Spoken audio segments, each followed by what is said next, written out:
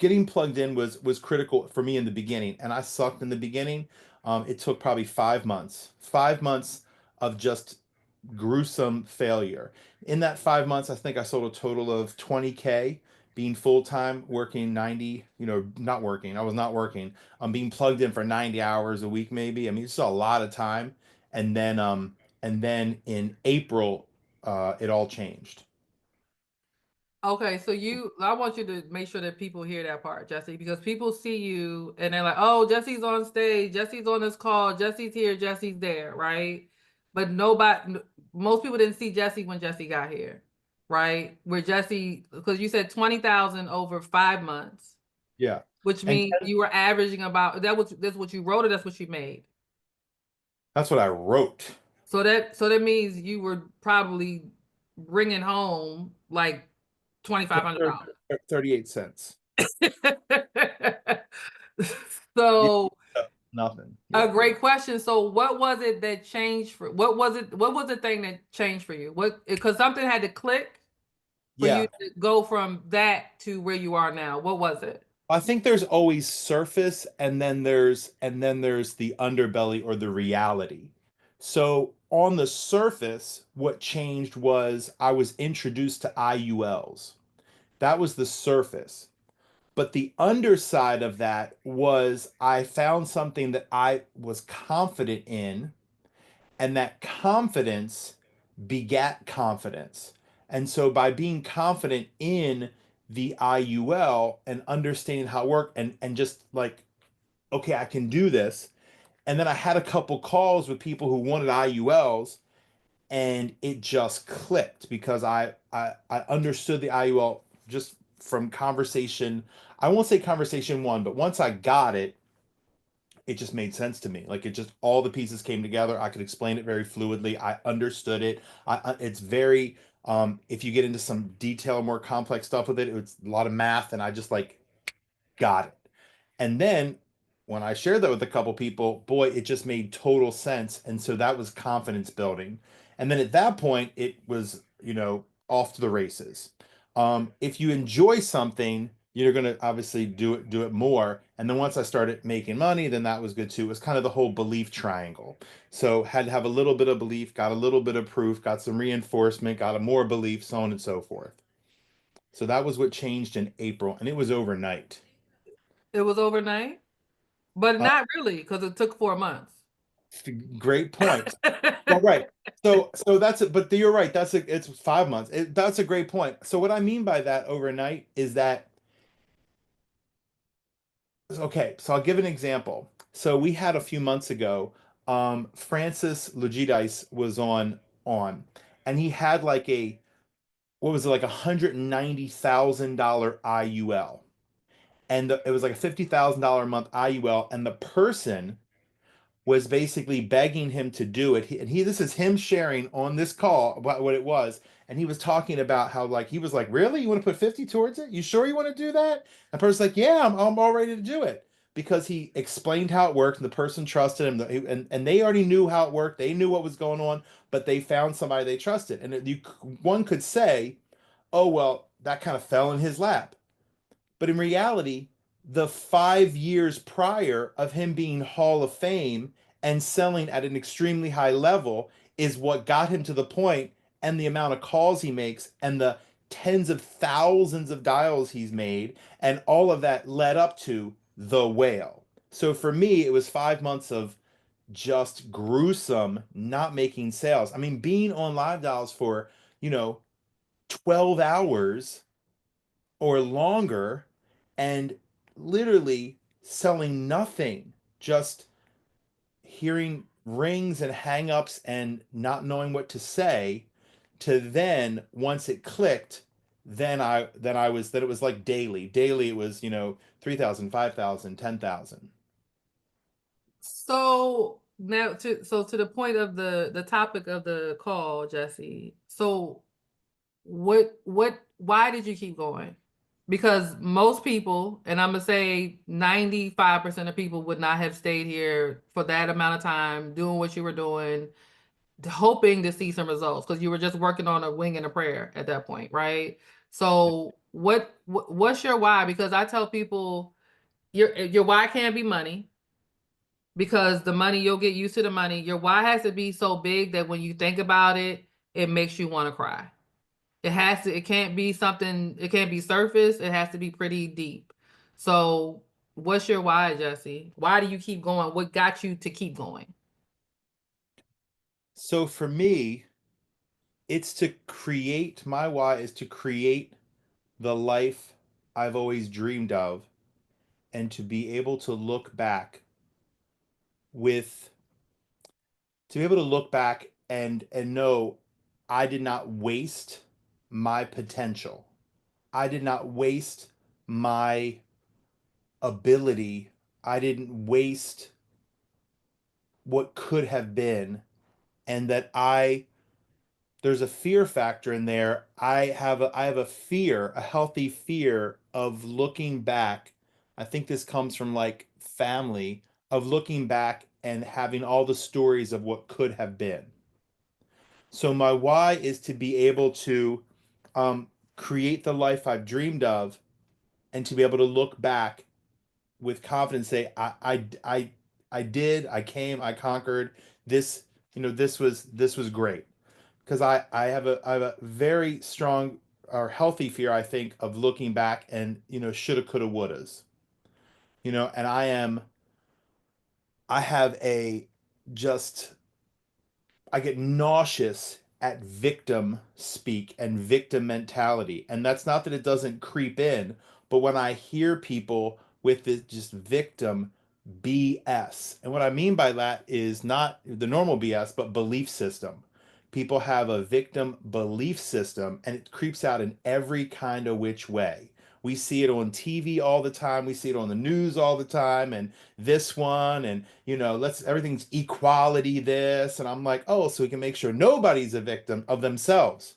And so I just don't ever want to be in that situation where I looked back and was like, well, I coulda, I shoulda, and so for me, my why is to create the life I've always dreamed of. And with that, there's a whole list of what that is a big list. There's a gigantic vision board. So what would you tell somebody who doesn't have a why? Who's on this call? Like there's people on this call right now that don't know why they're here. They came here because they knew they could make some money. It sounded really good. What would you say to that person that's like, I just want to make some money? Yeah, so if you come at this like you just want to make some money, um, you probably won't be here for long. And the main reason for that is you can make some money quickly, but there's a comparative reality in everything that we do. So hard or easy is only based on what we compare it to, right? So if we go for a walk and we don't break a sweat and we just moseyed along, that was easy. But then if we go for a walk and we're sweating, we're dying, we're out of breath, ooh, that was a hard walk. So hard is comparative to what we know. So if you've had a job that was easy, and then you start doing this and it is hard, but like real hard, why would you keep doing it? Why? That would be stupid, right? Unless there was a why. So, for instance, if I go on a walk and it's easy, and someone says, you want to go for a walk? And I'm like, yeah, that was hard. Why the beep would I do it again? Unless it's because I'm significantly overweight, I feel out of breath, and I might die, and I'm not going to live long enough. And I'd like to live long enough so I can see my kids get married, and it'd be great to see my grandkids. And I really want to see them start a business because my daughter wants to do this, and layer upon layer upon layer. So that walk that was hard and a pain in my ass is worth it, because my why of you got to get in shape, stop the shenanigans, is big. Now, if I don't go for that walk the next time, then I really didn't feel the weight of that why. It was just a nice thought. And then the next time I go for a walk, oh, it was hard. But if it's big enough, then it's I gotta go on this walk. I don't care if it's hard. It doesn't matter. I'm gonna do it anyway. I don't know. It sucked. It sucked. It sucked. It doesn't, I don't care. You know what? It's gonna be good eventually. And then you do it. Why? Because your why is big enough. So that's why your why has to be massive. It has to make you a little nauseous. It has to be scary. It has to, there's a book, they call it a BHAG, big, audacious, hairy goal. It's got to be gigantic because otherwise, why would you do it? Why would you experience pain, quote, pain, to do it? So physical pain, if you're trying to, get in shape and put yourself in the gym, but emotional pain is harder. Emotional pain is harder because people all the time will go through a little physical pain because we know it'll stop. But emotional pain is different. Like if you go to a CrossFit class, don't get me wrong, I've never been, but if I went to a CrossFit class, I do know that it would be, I mean, I in a CrossFit class this week it'd be excruciating. And I probably would like, it would be problematic the next day. But I don't think I would die. And it would be over after that hour. And I might be sore for a couple days. But sitting on a live dial sucking for 14 hours a day and emotionally feeling like all of your life, so for me, 46 at the time, 44 years, had come to the conclusion of I'm sucking wind, that is extremely more emotionally, quote, painful than going to a CrossFit class where it's going to suck, but then I'm going to be over it. That is hours upon hours of you suck for months. So why in God's name would you do that to yourself? You wouldn't unless your why is big enough. And so it just comes down to if your why is not deep, then when it gets tough, you'll quit. And it's going to get tough. And you can find success right from day one, and that's really cool. That's almost scarier to me. Because if you succeed on day one and you don't have a big why, the minute it gets tough, then you quit. So you got to have a big enough why. And the way I look at a why is why are you doing this? Why will you continue to do it when it sucks? Why would you spend your time when you could be doing something with your family, when you could go out to the movies, where you could, why would you do this? Why would you do this instead of? Why would you give up on other things or quit other things or cut other things out of your life? We hear sometimes people, I forget who it was, I don't know who it was recently, was it Jay or Riley or one of the young guys who's like in their 20s and they have $1 million agencies and they talked about they cut out hanging out with certain people, certain friends that were just drinking all the time. So they literally at that age cut out a major part of their friend group. Why would you give up friends that you've been friends with for your entire life? Which is, of course, emotionally painful because your vision for what you want is so much bigger and you know it won't happen with what you're currently doing. So you have to remove it so you can get what you want. So that's the critical nature of a why. If you don't have it, you're just not going to succeed because it's not easy. It's not punching in. You're getting all the profit with this. When you go to work at your job, it's the holidays and people need to make extra money and then they're going to need to make extra money to pay the bills and you're going to go work for someone else for 20 hours and get paid, $400. If you're lucky, probably $300 and you're going to show up on time and you're going to work the exact schedule they tell you to work and you're going to get your 15-minute break and you're going to do all that for $300. Well, if to put in the same amount of time you were going to get 1,500, what, you think it's going to be easy? What? Of course not. That's stupid. Nobody thinks that. If you do, you're delusional.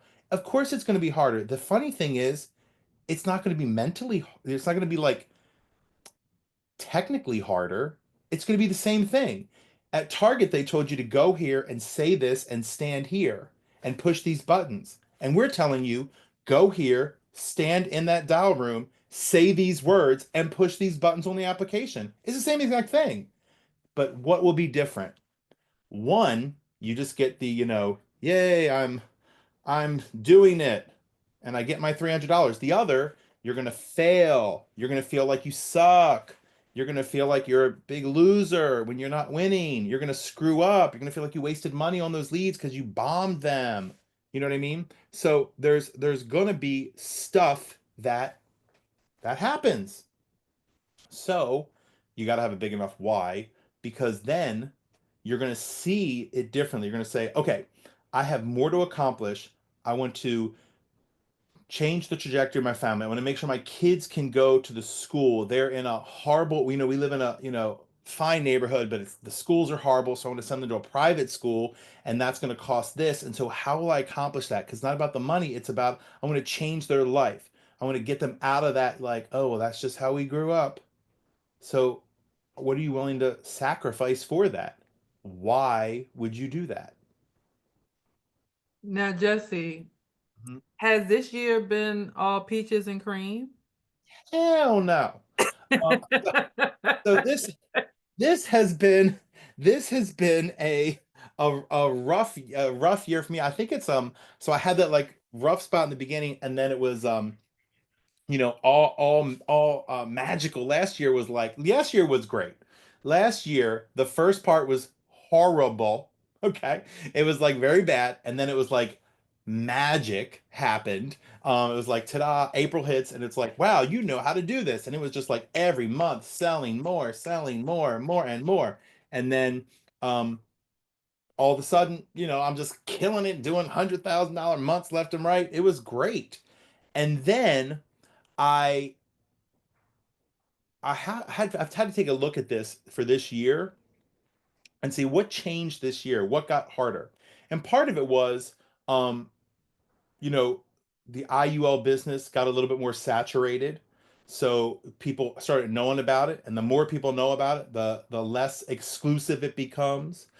So where it's, I don't know, the example like a restaurant, when nobody knows about it, it's exclusive, then everybody knows about it, and then people have, who really have no business being up in that restaurant, can't afford it. They're knocking down the door, sitting at the table for 12 hours ordering one appetizer because they had no business being there.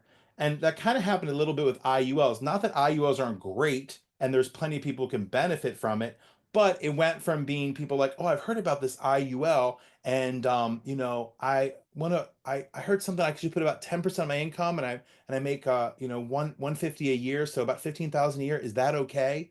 Like that was the clientele to now, there's a lot more people want to be their own bank, and they got 50 to $100 a month. So that doesn't mean it's bad. It's just a different framing, a different concept, a different thing you're doing. So it was a little bit of that transition. And I think what happened for me is I had to pivot from focusing on I sell high dollar IULs to I protect families. Yeah, I just say pivot a lot. Just like, COVID, we had to say pivot all the time. Now I felt like I had to pivot a lot from transitioning my mindset from like, okay, this is what I do. I'm selling these financial services, and I'm, doing IULs, to now, no, I protect families. I help people with financial solutions to better their life and better their family's life. And that could be for a veteran. That could be someone who needs to protect their mortgage. That could be because a person, wants to have more than 40,000 in coverage and they're pretty healthy. So an IULE is a great, solution for them. So it basically, I took it to a place of where I had to transition my mindset. So mindset really is huge in this business. And so your why is kind of your foundation. Your why is going to be your rock of Gibraltar, your foundation. That's the key to where everything else comes from. It's got to be big enough, because if it's not important enough, then why are you going to do anything? But then your mindset is how it's going to kind of manifest. If your mindset's not in that right place, you're not going to see the things that need to happen. So I'll give you an interesting little story I heard. It was not a story, it was a TikTok. I love a good TikTok. But basically this teacher, what she did was she told half the class, well, she had classes split in two in her experiment, but they didn't know that. So she tells all the class, you have a quiz. The first question, it's broken into questions. First question is going to be very easy. Everybody should be able to do this one. We just want to kind of get you started with answering it out. But in reality, for half the group, it was impossible to answer. And for the other half of the group, it was the easiest thing in the world. So of course, 100% of the half the room got it right, and 100% of half the room got it wrong. Now, the next question, the group that performed poorly because they couldn't get it, they had that easy question next. And the easy group, they had a very hard question that was, you know, doable. The group that had the easy question, like 20% of them got it, but 80% failed at it. So 80% of the people failed when it was so easy that 100% of the other group got it. So it was a little bit of a tangled, hopefully you followed that. But my point is, when the group thought thought that it was going to be easy and then they failed, they actually became 80% dumber the next question. But the group that, did well, they all kept doing well. And so for me, what I discovered is that first year was like, I'm killing it, I'm killing it. And then reality hit where all of a sudden I need to pivot and I didn't. So I let my mind go to a place of like, oh, this is really hard. I have to change everything. I don't know what to do. And I started listening to outside sources, I will say. Some people know what I'm talking about, but I started listening to basically, okay, this person, they're doing it this way. This person's doing it this way. This person's doing it this way. Started listening to lots of different voices instead of hunkering down on what I knew. Okay, this is how you're successful at this because you've been successful. Instead, I started, okay, well, because I had a little wobble in how things were going, instead of solidifying what I could solidify and tweaking what I could tweak, I instead totally went another direction. Then I went another direction. Then I changed to this lead. Then I changed to that lead. Then I got a new lead. Then I did a new thing. So I kept pivoting a lot. And so that was very problematic for me because without that consistency, it's very hard to have a system when you don't have a system. I mean, that seems logical, but in the moment, I wasn't really thinking of that. So my numbers definitely weren't as high as, I would have liked them to have been. I did not keep accelerating from when I was doing what I was the end of last year. So on average, I'm still doing, 40K a month, 50K a month with annuities. Annuities have been a lifesaver in that. So I'll still finish probably where I did last year, but I had more time this year. So am I upset about it? I can't dwell on it, but I'm glad I figured out, okay, what was going on there? What was that situation? But the reason I didn't waver was because of the why. Because I knew, okay, you know what you want. You've made the choice that this is the vehicle and the avenue. And when you look at the landscape of what else you could do, I am the person who could get another corporate job making $250,000 in my field. Like I could do that. But then I know based on that, I will be very much plateaued there because I just know how what I do works. I know that I'm probably in that corporate structure. If I have that job, I don't know that it's going to be fulfilling. And I know that I'm not going to make a lot more money and I'm just going to be kind of stuck there. And that why of to be able to accomplish my dreams for myself and my family and what those dreams look like are not going to happen in that job. What'll happen is security, and it's a false sense of security. So I have that feeling of I got my job and I have the bills paid and everything's good, thumbs up. But I won't I won't have more. So what I'd be teaching my children is just go for comfort. Just go for security. Don't go for your dreams. And that's part of that fear that I have with not pushing for more for myself and my family and having that life that I envision, because what it would say to them is don't go for your dreams. Just go for what appears to be secure. And we all know that job is never secure. You can be downsized in a second. They could need to make, 2% more profit so the CEO can get his bonus, and they just need to downsize, 5% of the workforce and you could be gone. That's it. You're gone. And nobody cares. And that's just what it is. So then you go to get a job with the government because then they can never fire you and you can really be secure. And then you can just be a victim and complain all the time about how you don't get paid what you're worth. And so for me, it's like I don't want to do that. I don't want to go back there. So I know that for me, this is what it is. What am I going to go to say? What am I going to go sell cars? Because I had to buy two cars in the last 3 days. But I mean, You could. I was at a car dealership yesterday or no, 2 days ago and today because I had to buy two cars. But I'm in a position to buy two cars. That What? part. What? So so but when I was there, it was like 630 cars sales, and I'm thinking to myself, and I saw all the tables. There was a sea of tables, and I'm thinking they probably have 50 people, and they're selling this many cars. And some people are like, they got their five, and they made their 7,000 for the month. They're like, yes, you know. And I'm thinking to myself, the top guy here makes 300.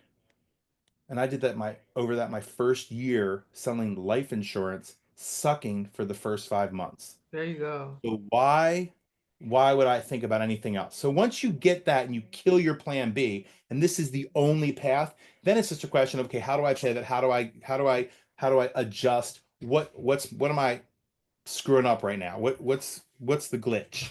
Because that's the only thing. It's not like it doesn't work. It's not wrong. It's something's not clicking, something's not connecting. You need to, course correct. It's the same as if you had your job and your boss said to you, we need to be on track, and you have a sense of, if I don't, then what happens or else. So what would you do? Be like, oh, I guess nothing to do. I guess I'll find a new job now. No, you would work a million hours. You talk to all your coworkers. You figure out what you need to do so you can answer and make him happy so you don't get fired. Just do that for yourself. Be like, okay, this has to be the answer. It has to work. I know it works. They're all doing it. I'm on live dials and people are doing it left and right. They have numbers next to their name. So that means it's working. So okay, what is it? What is it? Call them up. Be like, yo, what are you doing? How are you doing this? Have the conversation. But for me, that, just to re-summarize, it was getting out of my head and getting back to basics for myself and getting out of the doubt that I was having, because I'd had that success, and then once I started to waver a bit, I doubted myself, and I had to get out of that. All right, two more. We got a couple more minutes, Jesse. 9 more minutes. So, two more things that I wanted to go through with you. Number one, why do people need to be working this week? I mean, I think Because because we're missing people like still 85 people from the call. So 85 people decided not to get on this call this evening because they're probably on Christmas break in their mind. right. So I think the dilemma is that with that is we'll just do it another time. We'll just do it, some other time. It'll be later. The thing is, a person who would have bought from you today isn't necessarily going to buy from you tomorrow. So when you make your dials and you're calling a bunch of people, you're hitting them this week at a time when they're thinking about their family. There's an energy to this week where people are thinking about their family. Now, are they busy? Of course. But how long is this call going to take? It doesn't need to take 6 hours. So you have to look at two things. One is, what are you willing to give up to reach your goals and to fulfill that why? Why are you doing this business? And so you have to pair that with, okay, this is why I'm doing, and it's that important. So I am willing to push beyond my comfort zone.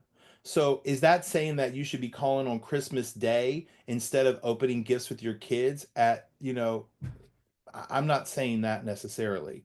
Um, I'm saying that, what are you willing to do? Because we know that 85 people were not willing to be on this call on a Monday. It's not Christmas Eve. You're not a Christmas Eve service. Nobody said don't go to 9 p.m. service. Nobody said that. Go to 9 p.m. Fine. But do you need to have all Christmas Eve? Is that what you need? And if you need to, do it. No one's saying you can't. But then you can't go back and be like, I did everything I could. I did everything I could. No, you didn't.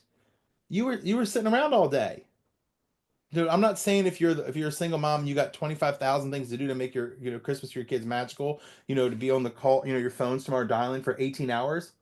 But you gonna call in the morning? You woke up your kids up at 8 o'clock? No, you probably aren't starting your day to noon if you're off your other job. So what are you doing from eight until noon? You could be calling. So the point is, what are you willing to give up or do to to succeed? You know, and I think Frank, you just said something in there that's really the extra direct. You know, which I'll leave it to Frank to be very direct. I love it. If your bank account's not where you want it, then what are you doing? You have an opportunity.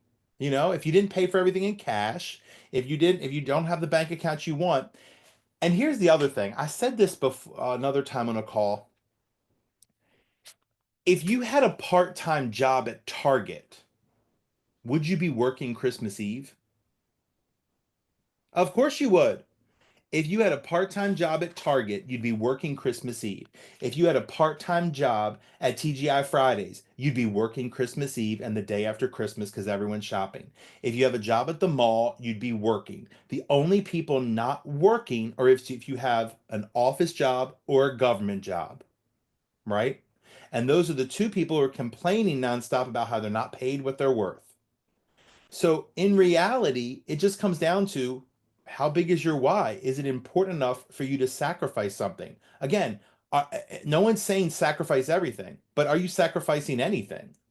And that's just you just have to ask yourself. If you feel confident with it, great, but then just be confident with what you got. But if not, if you don't have that money, if you're not in the situation, then what are you doing to make that happen?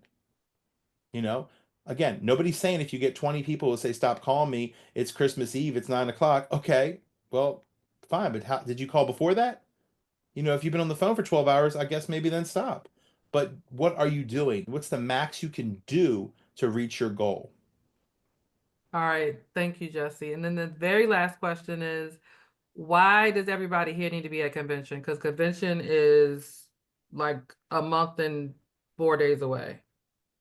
Okay, So why? So there's people that are probably, well, I don't have the money right now. I'll make it next year. What would you say to those people that are thinking about going to the convention in January? it's total BS to think that way. Let me explain. It's a belief system you've created in your head. The belief system you create in your head is it's just a meeting. I'll go next year. I can get that. Is there a recording? Can I get a recording? That's something that you've put in your head because you don't know what it actually is. Okay? You don't have that understanding. And so it's maybe not your fault that you don't have an understanding. So I'm going to try to help give that to you right now. When you have what you think is the case, then it's easy to fall back on that. But I want to let you know that convention is absolutely critical to your success. You cannot make up for missing convention. So it's not that not going will lag you. It's just you won't have the ability to catapult yourself forward. Nothing keeps you back but yourself, but things can influence you to project you forward. And so that's what convention does. Convention is like taking your why and you've got a little match burning, okay? And you in your mind, your why is taking the little match that's burning and envisioning a roaring fire, right? So your why is seeing that I want for myself. The reason I'm doing this is I want a roaring fire. But right now I know it's just a little burning little ember, but I want a roaring fire. Conference is a gallon of lighter fluid. Okay. So if you want to blow up and you want to be on fire for the year, you go to convention. Now, that's not to say if you don't go, you don't get to stay a little flame with a big vision and a big why. You just get to stay that little flame and hope and pray that you can catch tidbits along the way that will influence you the same as gallons of lighter fluid. But I will tell you this. See, down in Florida, it gets very freezing in the winter. It was 70 last night and it was so cold. So we decided to do a fire in a fire pit. I love a good fire pit. So we had the little fire going. And I came out and there were some embers. Then I came out like 20 minutes later. I'm like, what's the fire? What's going on? And they were trying to get it going, but it was breezy. and everybody was cold, you know, because it was 70 degrees, and it was taking a while. But if I just came over and threw a gallon of lighter fluid, I know we'd be making s'mores a lot quicker. And so it's such a question. Do you want to get to your goal? Do you want to, you know, have that the belief, your belief system to start to like have that triangle that I think Adam put in there earlier, which is like you have a little bit of belief, you see a little bit of proof, you get the reinforcement, you have more belief. So do you want that to be like expedited fast, or do you just want it to go the natural course and possibly fall off, the bandwagon? you know like what do you want for yourself? And so convention is that lighter fluid. So on a very surface level, we are at time. It comes down to convention will absolutely feed you for the year. It's going to drive your business. You will hear from people, you will hear your story, you're going to hear the person who says everything you needed to hear, because there's so many flipping speakers. Every year there will be stories after it where people will talk about hearing that one thing that changed everything. You will hear people talk about how their entire business shifted when they heard from that person. Why would you not give yourself that opportunity? Just drop the mic. That's it. See y'all. Okay. See y'all who's dialing tomorrow, and then see y'all at the convention. Everybody have a Merry Christmas. Thank you, Jesse. This was good for me, so I hope people got a lot of nuggets out of this, because hearing from a Hall of Fame producer that you go through things too, and everything hasn't been smooth sailing, I think that's what a lot of people needed to hear, Jesse. So thank you so much for your time this evening. Thank you for choosing me to help you host the call. So Yeah. everybody have a Merry Christmas, guys. Merry Christmas, y'all. Merry Christmas. Have a Merry good one. Go Christmas. Downs tomorrow. Dials Yeah, Merry Christmas, tomorrow. everybody. Good Merry night. Christmas. Yeah, that was nice.